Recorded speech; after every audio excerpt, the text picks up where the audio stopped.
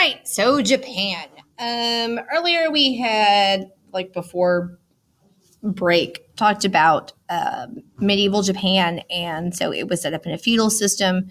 You had the shoguns who are going to be in charge of Japan for a while, so from the 11 to the 1500s.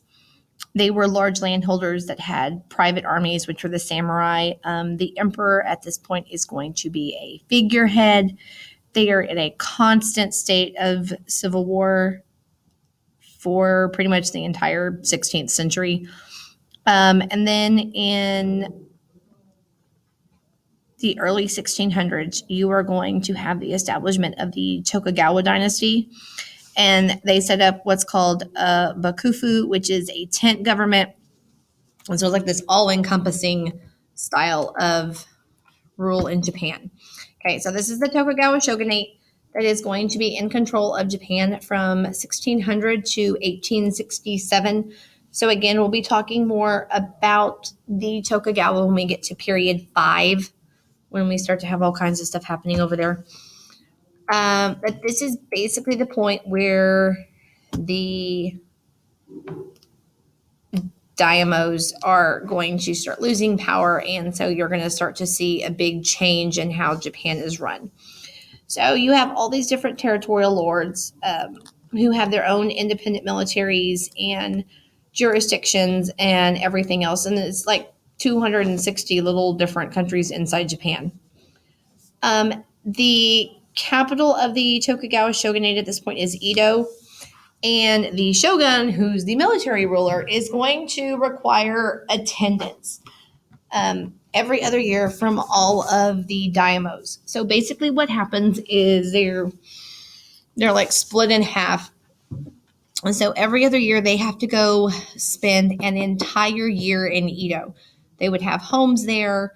They would have to take all their servants and everything there. And basically this is socializing these daimyo families and controlling them.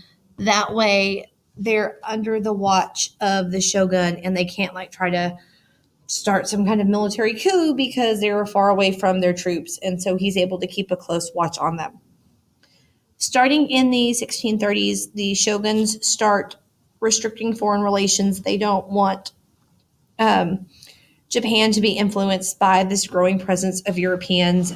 So travel's forbidden. If you showed up in Japan and you were a foreigner, they'd pretty much just kill you on sight. And this is going to stay this way for about 200 years. They do start importing new crops from the Americas.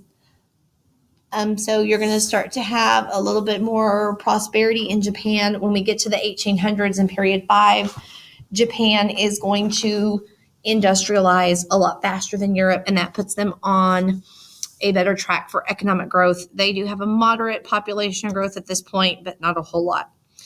They're still being influenced a lot by what's going on in China. So Neo-Confucianism, Chinese language, all this kind of stuff is still coming into Japan. One of the new things that's happening in Japan are what are called floating worlds, which these are these urban cultural centers. So you can go gamble, any kind of pleasure industry that you could think of, or entertainment. You also get kabuki theater during this time. So which is the really bright, the white faces and the costumes and all that kind of stuff. So kabuki makes its debut during this time period. So make sure that you know that, especially for your AP test. Again, Christianity makes its way to East Asia. So you have the Jesuit missionary Francis Xavier, who shows up in the 1500s. And it's primarily the Jesuits who are going to be the ones that are spreading Christianity in Asia. The daimyos liked Christianity. They accepted it relatively easily, but you did have a lot of backlash from the government and the shogun. They fear that they're trying to come in and undo everything that the government has done.